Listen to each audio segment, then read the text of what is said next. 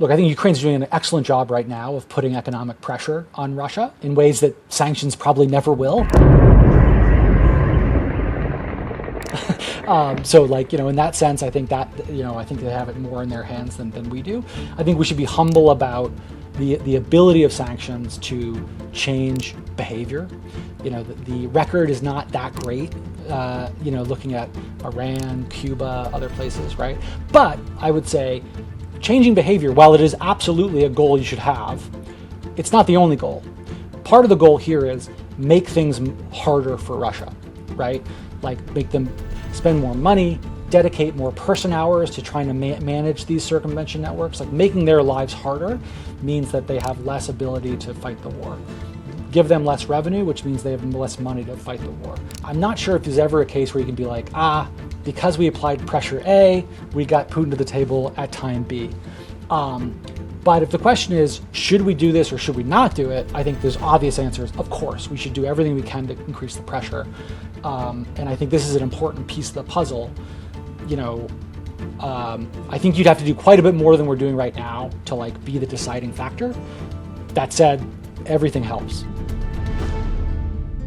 Hello and welcome to Independence Avenue Media. I'm Carlos Šarašenica, and today we are joined by Philip Lag, Director of the Economics Program at CSIS. We'll discuss the proposed Russia sanctions bill, what it could change, and whether it could increase economic pressure on Russia. Dr. Lag, first of all, thank you so much for your time and for joining us today. Yeah, thank you. Thanks for having me. So the House is expected to take up the Graham sanctions bill targeting Russia in the coming weeks. Yep. So could you please explain the main measures in the bill and how they will change the sanctions already in place against Russia if it becomes law? Yeah, so there's several different elements, all of which are, I think, important and interesting, but I'll kind of break them down one by one. The first thing it does, which doesn't really increase sanctions but makes them more codified, is it takes the sanctions that are already imposed on Russia and imposes them under congressional authorities rather than just an executive order. Because after the Russian war started, a new executive order was put out by the Biden-Harris administration that most of these sanctions are under. And this is a really quite broad, wide-ranging ability to sanction, especially third parties and those transacting with Russia. But those are all under executive authority, which means that at any time the executive could decide to pull them down. And once they're codified by this bill, once it passes the House, the administration will not be able to unilaterally be able to remove these sanctions. It can issue waivers, but absent that waiver, it will not be able to remove sanctions that are already in place, which is, I think, a very strong signal, and it adds more certainty around the future regime itself. One other thing it does a little bit more proactively is it lowers the ability or bar for Treasury or state to sanction shadow fleet vessels. Shadow fleet vessel sanctioning, we've certainly done a lot of that, not a lot in this administration, but it's a relatively high evidentiary bar. But what this bill will do is it will mean that sanctions by a partner, the UK, the EU, or others, is prima facie evidence that allows us to sanction ourselves. So basically, this is something that will allow the administration to much more quickly, if it wishes to, harmonize our sanctions on shadow fleet vessels with our other partners. And that's going to be an important thing because over the last almost 2 years now, we have largely stopped. Our partners have continued across the EU packages and others. And this would allow us to sort of harmonize more easily going forward. The last thing this does, in terms of a major thing, is it hands new authorities over to the president to impose tariffs on parties who buy a substantial amount of Russian oil. That the exact language is a little bit confusing about exactly who that will hit, but certainly would allow the president to put tariffs on India, China, and if it wished, which I don't think it would, Hungary and a few other European countries as well. Right, so could you please help us understand the economic logic? How will tariffs on those countries reduce the money Russia makes? Yeah, so it's a great question. I think the theory of the case, which I think is a little bit of a bank shot, to be honest, is that you would not take oil off the market, but would allow parties to negotiate a larger discount for the Russian oil that they're getting. This was essentially the logic of the price cap in the first place, right? The basic idea was Russia does produce a lot of oil that goes to global markets. If you were successful enough to reduce or remove all that from the market, you'd end up, hurting a lot of people who don't have are not related to the war, right? Because oil prices globally would go up. So the question was, how do you reduce the revenue to the Kremlin while keeping the oil on the market? The initial idea of the Biden administration when I was there was a price cap. Basically, you make it so that either people will only pay the cap price if they want to use Western insurance and not be in risk of Western sanctions, or at the very least, even if they are buying from the shadow fleet and don't worry as much about this, they'll at least have an ability to bargain for a better discount because nobody wants to pay more than they have to. So that was the argument there. This becomes a little bit more tricky of an argument because if you're a refiner in India, before you would say, hey, look, I'm taking on personal risk I might get sanctioned if I buy this oil. So to compensate me for that risk, you need to charge me a lower price. If it's a tariff, then you're saying as a refiner, hey, my country might end up getting tariffed if over in aggregate we buy too much oil from you, therefore give me a discount. It's a little bit weaker of a connection. You have to rely much more on sort of national level pressure on individuals to not buy or mask the buying of that oil. Again, we'll see in the data. If this works, great.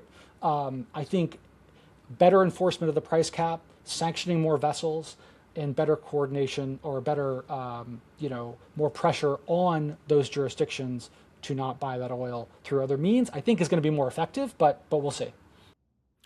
You mentioned waivers, and the president will still be able to waive those measures with a national security justification, right? So yeah. Even if this becomes law, what will the real implementation look like?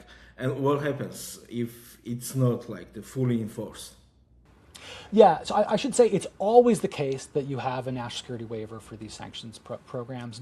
Very, very little doesn't have that type of waiver. So we shouldn't view this as sort of like a unique carve out or a unique get out of jail free card. This is always there. But it does highlight two things. One, at the end of the day, whether this is effective or not comes down to how the executive branch wants to implement it. If the administration says, okay, Congress has clearly told me that these sanctions are important to them. Not only are we going to continue to enforce, or not only are we not going to try to get rid of them or waive them, we're going to put a lot of time and person hours towards making sure they're enforced. If they do that, it'll be effective. If the administration simply says, great, their sanctions are on the books, and I'm not going to tell Homeland Security or Treasury or State or anybody to track down whether these are actually being enforced, they're going to be less effective. That's even if they don't waive them, right? If they simply don't put in the effort or don't send the signal to the administrative state to actually make this stuff bite. So, this is one of those things where at the end of the day, the administration will always have a lot of leeway and ability to sort of to determine the overall efficacy. One thing that, before getting to the waivers, one thing that Congress could do here, though, is put into these laws, right, this bill that's still under consideration, you could put in reporting requirements to the executive saying, you got to report to us how you measure whether these sanctions are effective or not. Are they being circumvented? And if they are, what are you doing to stop it? And if they're not, what do you got to do differently, right?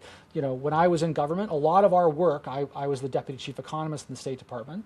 A lot of what I was doing internally was helping the administration understand what's working and what's not working so they could refine the strategy. Whether that's being done or not now it's unclear. And the only way Congress will know is if they're basically asked the administration to report. They can always, report less fulsomely than you might want. But those types of requirements, I think, are important, especially as we start to see circumvention building again as we have seen almost 2 years of less pressure than we'd like. You mentioned your role at the State Department, and you work there on sanctions and export control evasion. So, what are the main ways Russia gets around sanctions, and how difficult is it for the U.S. to stop these? Yeah, so I mean, I put it into two buckets. I mean, basically there's two things you want to stop. You want to stop Russia from getting the Western material that it needs to prosecute the war, and you want to make sure that they get, or you want to stop as much as possible them getting the revenue from sanctionable activity, including oil, to persecute the war, right? So those are the two things. Try to stop money going in and stop, semiconductors and ball bearings, things going in, the ones that are really important for the war. Look, it's always an uphill battle to enforce sanctions, especially on a large economy like globally integrated economy like Russia. It's never easy. You're never going to get perfect success. Financially, the evolution of the financial system, the movement away from the dollar in some stances, the increase in stable coins and other things like that make it a little bit easier for Russia to use other means. Its enormous trade relationship with China makes it more difficult as well, because they can price those things in rubles or yuan. So that's one side. That's always hard. We need to stop their access to gold, to precious metals, which can also be used to trade in these things as well. So that's a big area, and Treasury has all the ability to continue to sort of play whack-a-mole as those networks evolve. On the good side, whether this be through sanctions or export controls, the main way that they get access to Western goods is through circumvention, through entrepôts or transshipment hubs, right? These are companies where because Russia needs Western semiconductors, Western ball bearings, Western machine tools so much, they're willing to pay a premium. Therefore, there are people who are going to be willing to act as a carve-out to buy those things and send them on. That's an incredibly hard problem to solve, but it basically relies on tracking those networks, understanding how they evolve, sanctioning people and individuals, entities who are found to be doing that activity, and making it really costly for Russia to set up new networks. This is where I would say that is a task that you always have to do, right? So just because we haven't added an entity to the entity list, which is the entity for the export controls, in 250 days. That's the longest gap since 2008, right? So, and over that whole period, a lot of those entities that we listed were essentially shell companies. They existed on paper somewhere, and they were being used as a carve-out. Well, it doesn't actually take that long to set up new shell companies, right? So there's a whole bunch of new companies I am 100% confident that we know are engaging in this activity that we could add to the entity list tomorrow, or we could put it on a sanctions list tomorrow.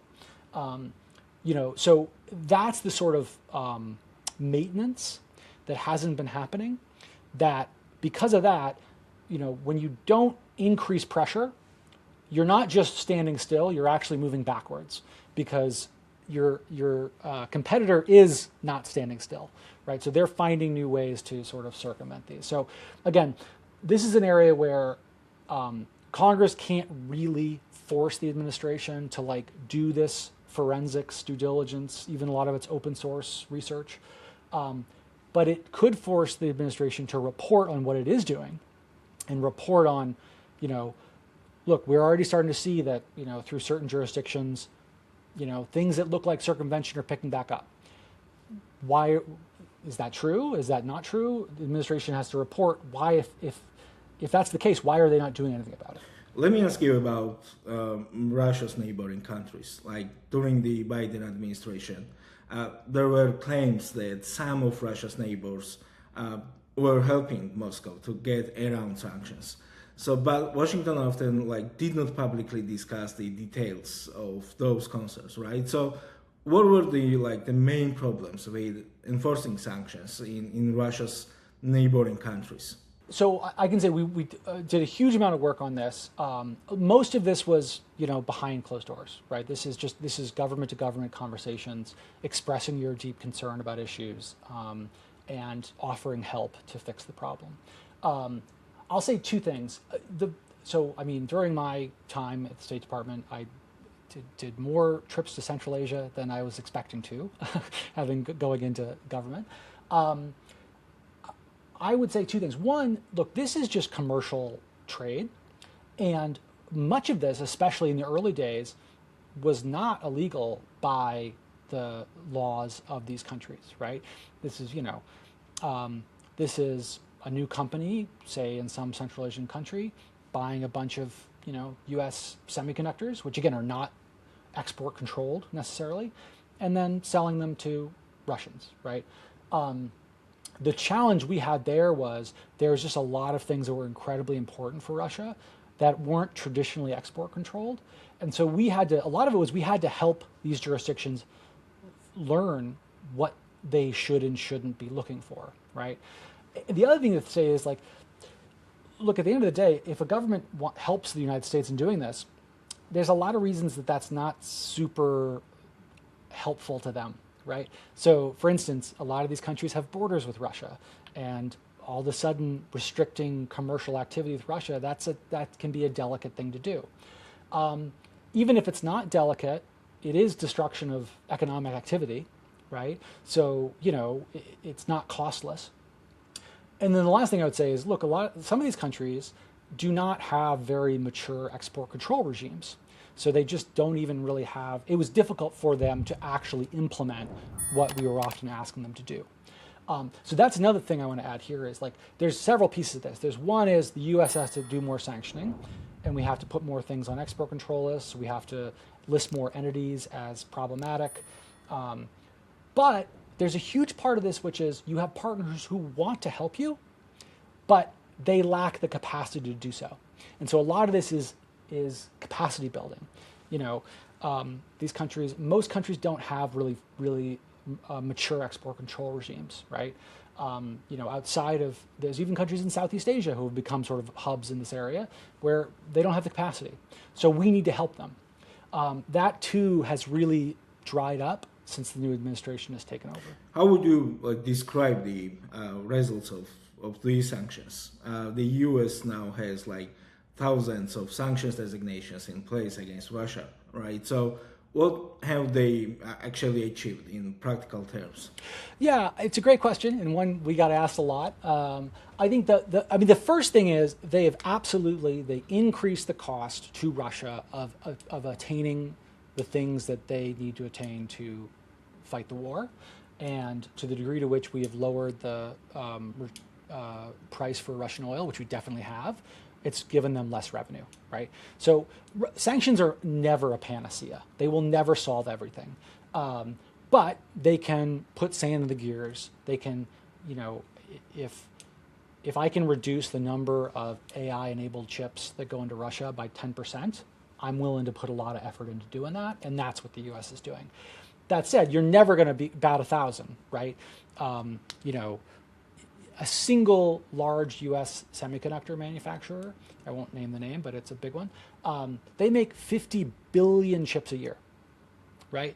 That's a lot of chips, right? These are small, they're basically commoditized. It's incredibly hard to stop things like that from getting places. But to the degree to which you can focus them on, or focus our partners specifically on the highest value things that we want to stop, that's what you have to do.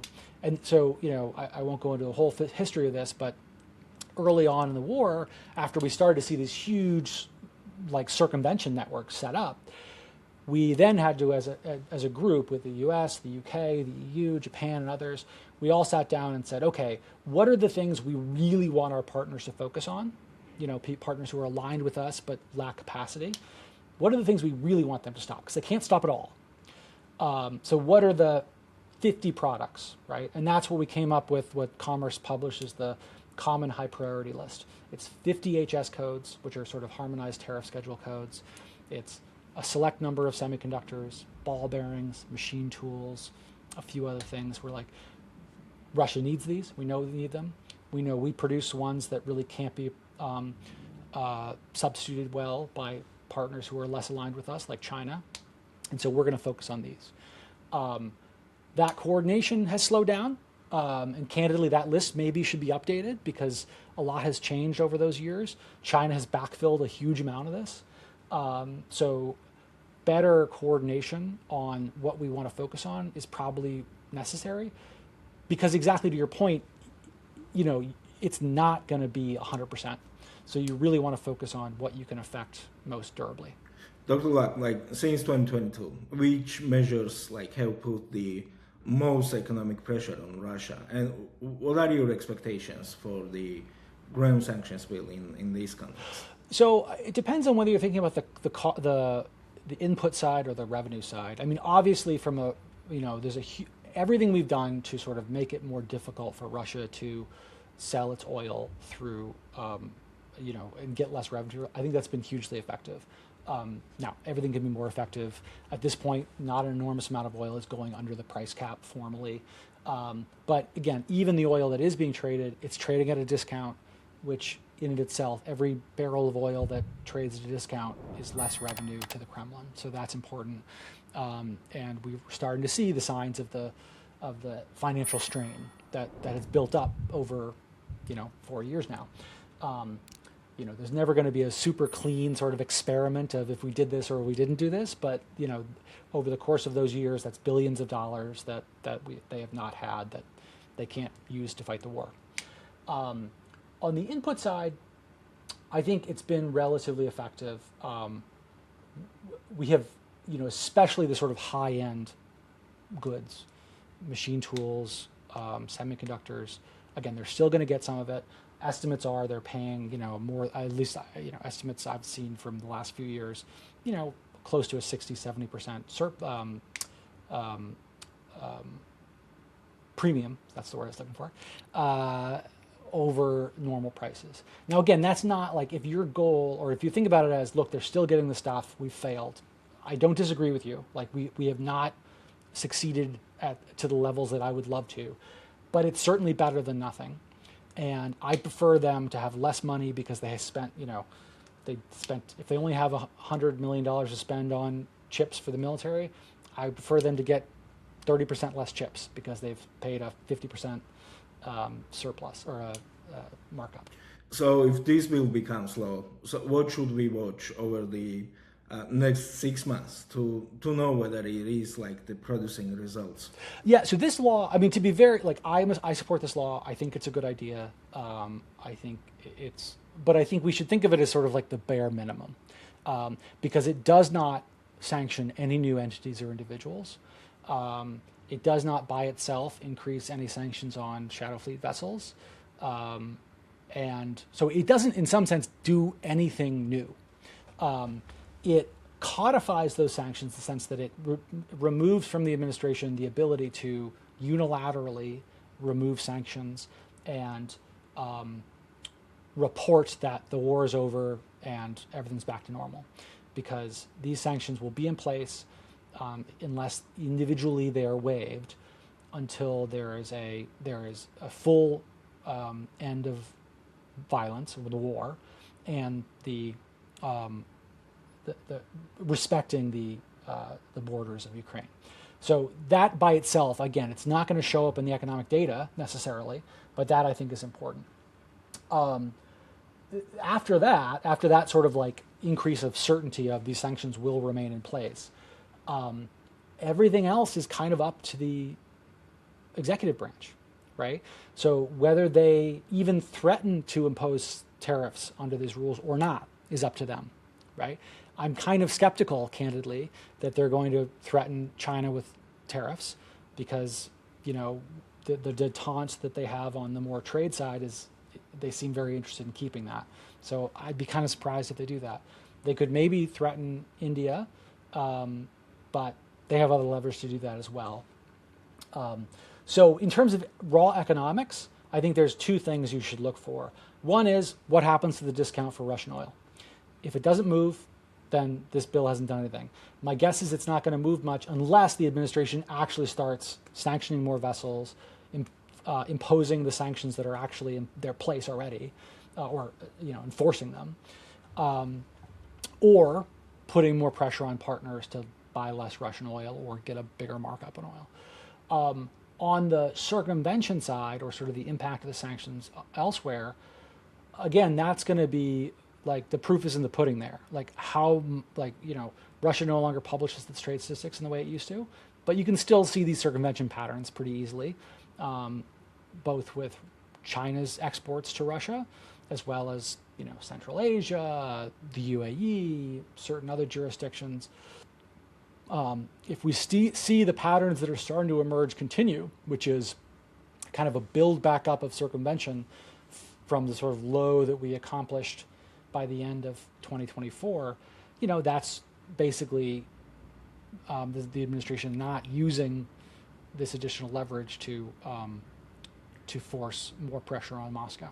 Many people in Washington and Ukraine hope like these measures will put like enough pressure on Vladimir Putin to come to the negotiation table and agree to ceasefire.